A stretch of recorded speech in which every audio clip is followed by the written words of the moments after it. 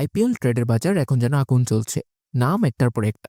KL Rahul, Sanju Samson, Mohammad শামি, Washington সুন্দর, সবাইকে ঘিরে গুঞ্জন, বিশ্লেষণ আর টেনশন। কিন্তু প্রশ্ন একটাই, আসলে কে কোথায় যাবে আর কতটা বাস্তব এই ট্রেডের খবরগুলো। আজ আমরা বিশ্লেষণ করব বর্তমান আইপিএল এর ট্রেড উইন্ডোর ভেতরের গল্প, ম্যানেজমেন্টের ভাবনা আর কোন ডিলটা সত্যি হতে পারে। প্রথমে আসি ওয়াশিংটন সুন্দরকে নিয়ে।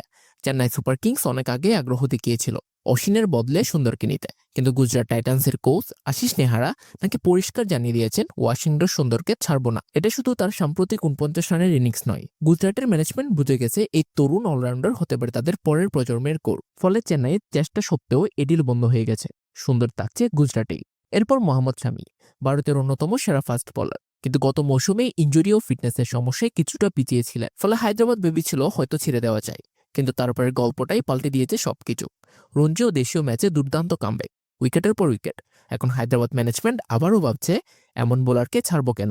যদিও কেকেআর ও লখনৌর মতো দল নাকি অফার দিয়েছিল অল ক্যাশ ডিলে, হায়দ্রাবাদ সেগুলো রিজেক্ট করে দিয়েছে। ফলে শামি আপাতত রিটার্নের দিকে এগোচ্ছে। নামটা ছোট নয়, মোহাম্মদ শামি মানে ইম্প্যাক্ট। সবচেয়ে আলোচিত ট্রেড সঞ্জু স্যামসন, রাজস্থান থেকে দিল্লি ক্যাপিটালসে যাওয়ার সম্ভাবনা।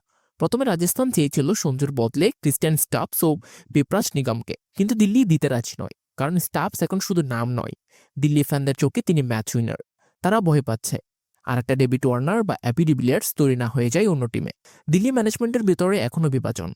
জিএমআর গ্রুপ চাই শ্রেয়াস আয়ার, আর জেএসডব্লিউ গ্রুপ বিউটি সব পান। এই দুই মতবিরোধ মাঝখানে আটকে আছে সঞ্জু বনাম স্টাফ স্টিল। তাই এই ট্রেডের ভবিষ্যৎ এখনো পুরোপুরি অনিশ্চিত। সবশেষে সবচেয়ে হট টপিক, কেএল রাহুল কি কেকেআরে যাচ্ছেন? হ্যাঁ, আলোচনায় ছিল, কিন্তু বাস্তব এখন অনেকটাই বদলে গেছে। কেকেআর আগ্রহী, কেএল রাহুল ইচ্ছুক, কিন্তু দিল্লি চায় এক্সচেঞ্জ পেতে রিঙ্কু সিং ও রমনদীপ সিংকে। এবং এখানে সব থেমে গেছে, কারণ কেকেআর ম্যানেজমেন্ট একটাও কোর প্লেয়ার ছাড়তে রাজি নয়। বরুণ চক্রবর্তী, নারায়ণ, রিঙ্কু সবাই আনটাচেবল। অতএব কেএল রাহুল কেকেআর আসার সম্ভাবনা এখন অনেকটাই ক্ষীণ।